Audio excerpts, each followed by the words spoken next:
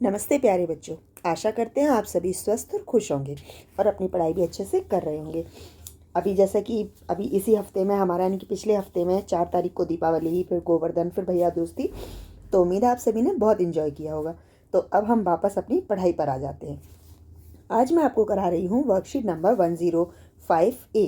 ये आपकी हिंदी की पुनरावृत्ति वर्कशीट है, यानी कि पुनरावृत्ति कार्यपत्रिका है, और इसकी डेट है आपकी 8 नवंबर 2021। वर्कशीट शुरू करने से पहले आपको आपकी क्लास, उसका सेक्शन ABCD जो भी है आपका, फिर आपका नाम और आपकी टीचर का नाम लिखना, और उसके बाद आपको अपनी वर्कशीट शुरू कर देनी। तो इस प्रकार से हम भी अपनी वर्कशीट शुरू करते हैं। चलिए देखते हैं क्या करना है ना। बच्चों, हम जानते हैं कि आप कार्यपत्रिकाओं को बहुत मन लगाकर करते हैं। तो आइए कुछ नया सीखने से पहले बीते 2 हफ्तों की कार्यपत्रिकाओं को एक बार दोहरा लेते हैं, यानी कि हम रिवीजन कर लेते हैं जो हमने लास्ट 2 वीक्स में की हैं। तो ये आपका पूरा रिवीजन वर्क है जो कि हम पहले से ही कर चुके हैं, ठीक है। तो आइए प्रश्न नंबर 1 को देखते हैं। क्या निम्नलिखित प्रश्नों के सही उत्तर पहचानिए और सही का निशान लगाइए। पहला है, कोको का दोस्त कौन था? तो कोको का दोस्त कौन था? नीनी, भोला, राघव या फिर प्रशांत? बिल्कुल सही, नीनी था उसका दोस्त। अगला है, कोको की मम्मी ने उसके लिए नाश्ते में क्या बनाया? क्या बनाया था? रोटी, चावल की रोटियां, परांठा या फिर पापड़? बिल्कुल सही, चावल की रोटियां। और वो अपनी चावल की रोटियां अपने दोस्तों से छुपा छुपा कर भी रख रहा था, है ना। अगला है, नीचे दिए गए वाक्यों में सही शब्द का प्रयोग करते हुए वाक्यों को पूरा कीजिए। इसमें सही शब्द का प्रयोग करना और वाक्यों को पूरा कर देना। जैसे भूख से कोको के पेट में डैश कूद रहे थे। क्या कूद रहे थे? चूहे, मोर, कुत्ते या बिल्ला? क्या कूदते? चूहे कूदते। ये मुहावरा है हमारा, पेट में चूहे कूदना मतलब बहुत भूख लगना। चित्रकार ने बहुत सुंदर चित्र बनाया है और उस चित्र को खरीदने वालों की बहुत भीड़ लगी है। अब तो 1-100 बीमार वाली स्थिति हो गई है। तो इसमें क्या आना चाहिए? अंगूर, केला, अनार या फिर सेब? बिल्कुल सही, यहाँ पर अनार आएगा। ये भी कहावत है, 1 अनार 100 बीमार, यानी कि एक वस्तु के बहुत सारे चाहने वाले, ठीक है। तो भूख से कोको के पेट में चूहे को दौड़ कूद रहे थे और चित्रकार ने बहुत सुंदर चित्र बनाया है और उस चित्र को खरीदने वालों की बहुत भारी भीड़ लगी है। अब तो 1 अनार 100 बीमार वाली स्थिति हो गई है, ठीक है। अब अगला प्रश्न करते हैं। अगला प्रश्न है आपका, निम्नलिखित वाक्यों को कारक चिन्हों की सहायता से पूरा कीजिए। मैंने आपको पिछली वर्कशीट में भी समझाया था कि कारक चिन्ह क्या होते हैं। कारक चिन्ह होते हैं हमारे 8 प्रकार के, यानी कि 7 प्रकार के कारक चिन्ह, और 8वां हमारा संबोधन। क्या होते हैं? कर्ता ने कर्म को करण से संप्रदान के लिए, अपादान से अलग, अधिकरण में पर, संबंध का की, और संबोधन हे अरे, ठीक है। उन्हीं का हम प्रयोग करेंगे और इन वाक्यों को पूरा करेंगे। माँ डैश कोको के लिए चावल की रोटियां बनाकर रखी थी। तो इसमें क्या होता है कि एक संज्ञा शब्द का दूसरे संज्ञा शब्द से जो शब्द रिश्ता बताता है वो हमारे कारक चिन्ह होते हैं। जैसे माँ ने कोको के लिए चावल की रोटियां बनाकर रखी थी। कोको ने रोटियों को फूलदान डैश छिपाकर रख दिया। तो फूलदान में छिपाकर रख दिया। निम्नलिखित शब्दों में से सही वर्तनी वाले शब्द पर गोला लगाइए, यानी कि हमें करेक्ट जो वर्ड है सही रूप से जो लिखा है वो चुनना है। जैसे रमल, रूमाल, रामल और रमूल। तो क्या होता है? हमारा रूमाल होता है। गुर, गरु, गुरु या फिर गुरु, तो सही शब्द है गुरु, ठीक है। प्रश्न नंबर 5 है, निम्नलिखित तालिका में से अनुस्वार यानी कि जिसमें सिर्फ एक ऐसी बिंदी लगी होती है, और अनुनासिक यानी कि जिसमें चांद बिंदी लगी होती है, को चुनकर कॉपी में लिखिए। तो शब्द पढ़ लेते हैं पहले। सरिया, मकान, पढ़िए, आँख, शिक्षा, कपड़ा, संगीता, बोलकर। तो इसमें अनुस्वार कौन सा शब्द है? संगीता हमारा अनुस्वार शब्द है और आँख हमारा अनुनासिक शब्द है। तो आपको ये दोनों शब्द अपनी कॉपी में लिख देने हैं, ठीक है। अगला देखिए। तो अगली वर्कशीट है आपकी EVS की वर्कशीट। ये आपकी है 105B वर्कशीट, ठीक है। तो इसमें हमें क्या करना है? इसे भी शुरू करने से पहले आपको आपकी क्लास, सेक्शन, आपका नाम और आपके टीचर का नाम लिखना है और फिर ये वर्कशीट शुरू कर देनी है, ठीक है। प्यारे बच्चों, जीवित रहने के लिए जल और वायु दोनों अति आवश्यक चीज़ें हैं, लेकिन ज़रा सोचिए, अगर यह वायु भी दूषित हो जाए तो क्या होगा? कारखानों से निकलने वाला धुआं, वाहनों से निकलने वाला धुआं, ईंधन के इस्तेमाल से निकलने वाला धुआं आदि कारक हमारी जलवायु को दूषित कर रहे हैं। तो प्यारे बच्चों, आज की कार्यपत्रिका में हम वायु प्रदूषण के बारे में चर्चा करेंगे। वायु प्रदूषण क्या है? जिसमें हमारी जो हवा है, जिससे जो हम सांस लेते हैं, वो दूषित हो जाती है। तो उसके कौन कौन से कारण हो सकते हैं? तो पहला प्रश्न है हमारा, प्यारे बच्चों, क्या आपने कभी सोचा है कि वायु प्रदूषण के क्या कारण हो सकते हैं? संकेत बॉक्स की सहायता से चित्रों में दर्शाए गए वायु प्रदूषण के कारणों के नाम लिखिए और वायु प्रदूषण से होने वाले 3 दुष्प्रभावों को अपनी कॉपी में लिखिए।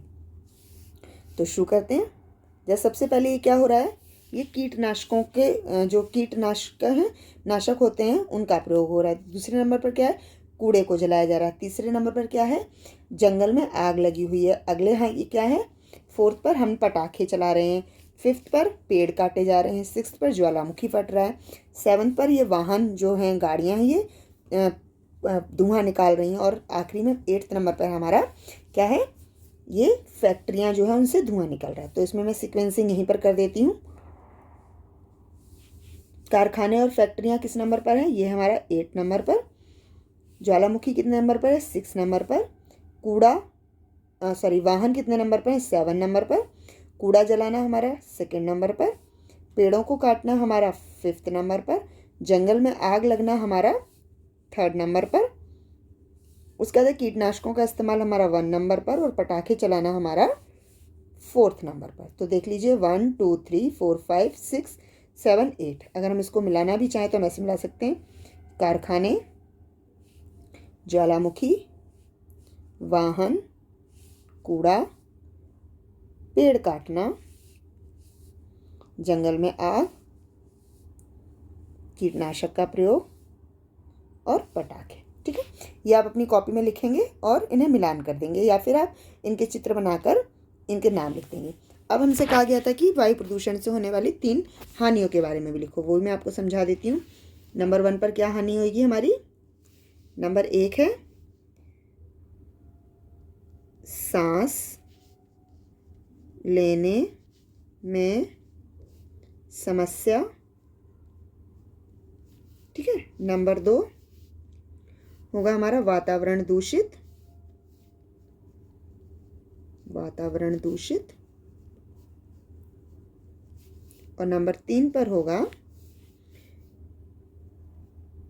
वायु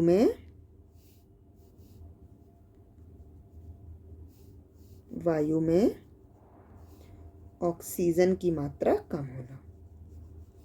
ऑक्सीजन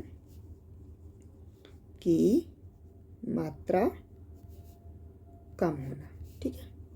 अगर वायु दूषित हो जाएगी तो हमें क्या होगा? सांस लेने में समस्या होगी, वातावरण हमारा दूषित हो जाएगा और वायु में ऑक्सीजन की मात्रा भी कम हो जाएगी। तो ये तीनों पॉइंट आप अपनी कॉपी में लिख सकते हैं। ठीक है। पहले आप मिलान कर दीजिएगा, या फिर आप पहले नाम लिख दीजिएगा चित्र के साथ, उसके बाद आप इसे इन 3 कारणों को भी लिख दीजिएगा। तो अगला हम करते हैं। अगला है, नीचे दिए गए चित्रों में से उन चित्रों को छांटिए और अपनी कॉपी में बनाइए जिनके कारण से वायु प्रदूषण नहीं फैलता, अथवा उनके कारण वायु की गुणवत्ता खराब नहीं होती, यानी कि हमें इनमें से वो चीज़ें छांटनी है जिससे कि वायु प्रदूषण भी नहीं होता और वायु की गुणवत्ता भी खराब नहीं होती। तो पहला है हमारा साइकिल चलाना, दूसरा है ये पेड़ पौधे जो फूल हैं, और तीसरा है ये पेड़ पौधे। ठीक है, यह है करेक्ट आंसर। अब अगला है हमारा, वायु प्रदूषण को कम करने व वायु को दूषित होने से बचाने के लिए आप किस प्रकार योगदान दे सकते हैं? किन्हीं 5 बिंदुओं को अपनी कॉपी में लिखिए। ठीक है, तो हम शुरू करते हैं नंबर 1 से। नंबर 1 पर है, हम यहाँ पर हम नंबर 1 लिख देते हैं। पेड़ लगाएंगे। पेड़ लगाना। वाहनों का प्रयोग कम करना। वाहनों का प्रयोग कम करना।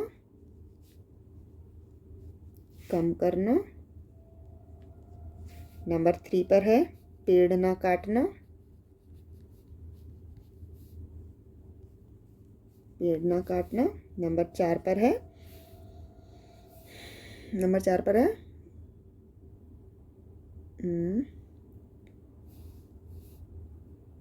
कारखानों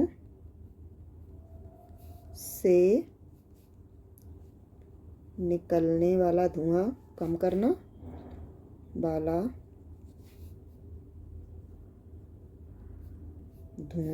कम करना। और नंबर 5 पर लिख सकते हैं हम साइकिल का प्रयोग। साइकिल का प्रयोग। एक मिनट वेट। साइकिल का प्रयोग। तो आपके पास 5 चीज़ें हो गई हैं। पेड़ लगाना, वाहनों का प्रयोग कम करना, पेड़ ना काटना, कारखानों से निकलने वाला धुआं कम करना, और लास्ट है हमारा साइकिल का प्रयोग करना। तो इन सारी चीज़ों के प्रयोग से हम वायु प्रदूषण को कम कर सकते हैं और अपनी वायु की गुणवत्ता को बढ़ा सकते हैं। ठीक है, तो उम्मीद है पेरेंट्स आपको अपने बच्चों को ये इंस्ट्रक्ट करना है कि वो किस तरीके से वायु प्रदूषण को रोक सकते हैं। इसमें और भी आ सकते हैं, हम पटाखे नहीं चलाएंगे, हम अननेसेसरी कहीं पर कार से नहीं जाएंगे, ये सारी चीज़ें आ सकती हैं, तो आप वो भी इसमें ऐड कर सकते हैं। तो उम्मीद है ये वर्कशीट आपके लिए यूज़फुल रही होगी। अगर यूज़फुल रही है तो इसे लाइक कीजिए, शेयर कीजिए और इस चैनल को सब्सक्राइब कीजिए। धन्यवाद।